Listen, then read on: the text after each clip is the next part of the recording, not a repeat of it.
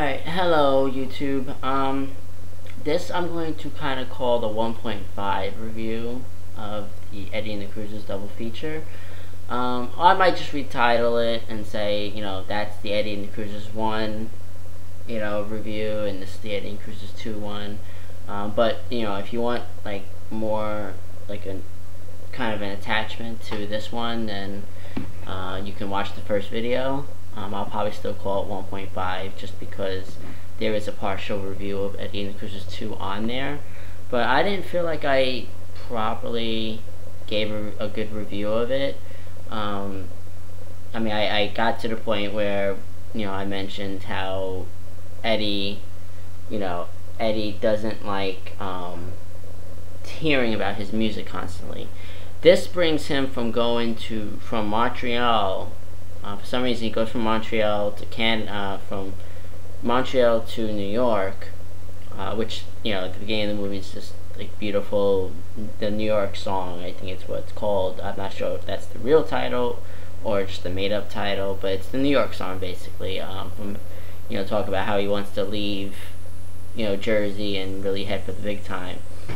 And basically, what happens is Eddie goes to New York to see this lookalike contest, because there's this big popular Eddie Wilson lookalike contest that is being presented by the record company that said, oh, your last album is shit, and now they're capitalizing on it. So I guess he wants to kind of check it out, and while he's in town, or rather I believe when he goes back to Montreal, he discovers this, he's at a nightclub and he discovers this band led by Rick Diesel and a sax player, which for him the sax player sounds very much like Wendell Newton, and it kind of brings out a flashback.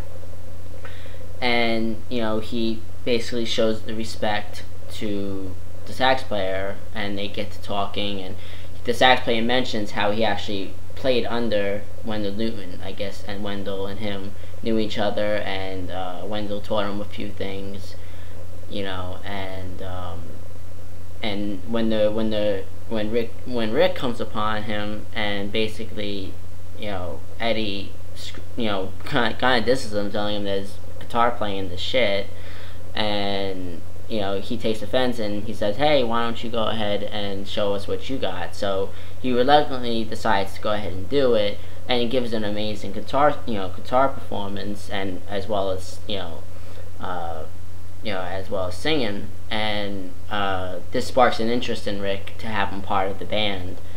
And of course he doesn't want to do it, because if he goes and forms another band or is in another band, obviously the Eddie Wilson in him's going to come out. It's not going to be Joe West, who he's calling himself.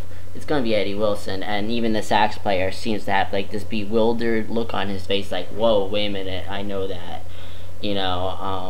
and he kind of runs off, and Rick somehow finds him. I don't know why.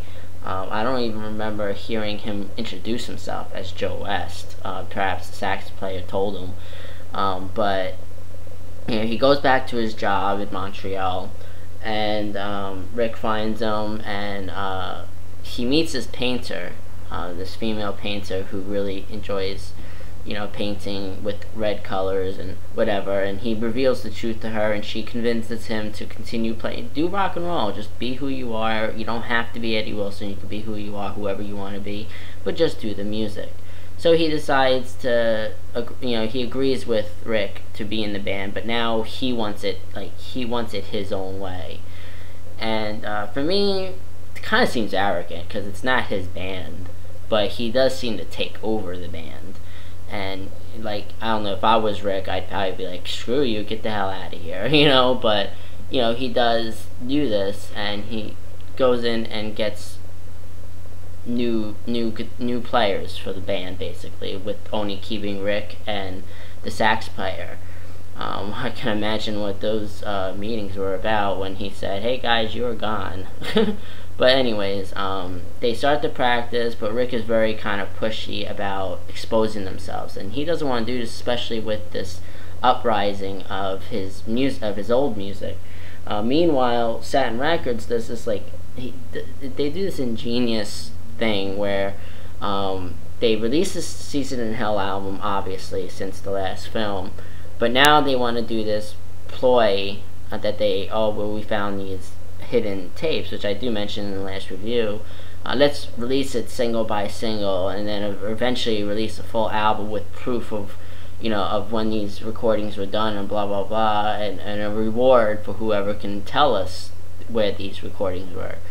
And and it's a pretty ingenious thing. We do get some cutaways to ridiculous things, like Larry King is in a scene, but I'm guessing that this is all part of the whole Elvis thing. I'm sure women have come out of the woodwork saying that Elvis fathered their child years after he was dead or whatever. So it's not unusual for that to happen here.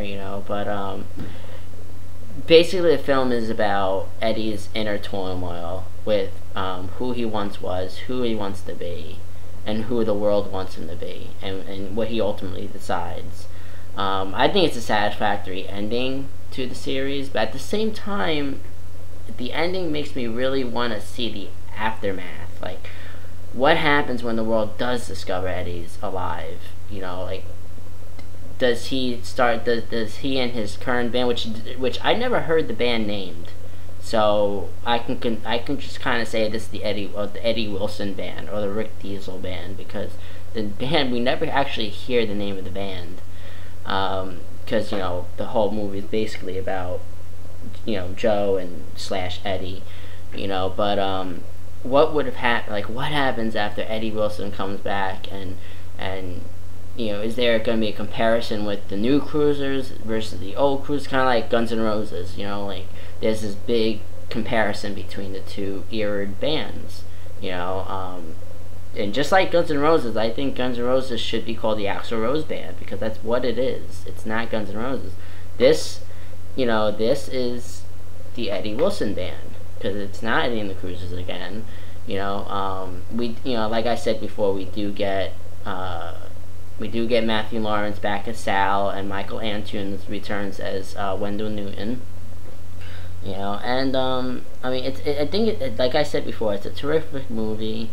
I hope I summarized it up much better, because I didn't really like the summarization that I gave in the last video. But definitely, if you find this video first, please go to the last video. You'll hear both videos. They kind of come together.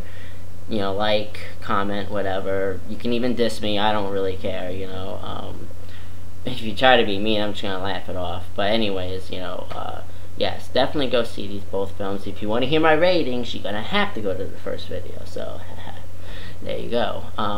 Take care of yourselves, and I may come out with another video tonight, tomorrow, whatever. Alright? Bye, guys.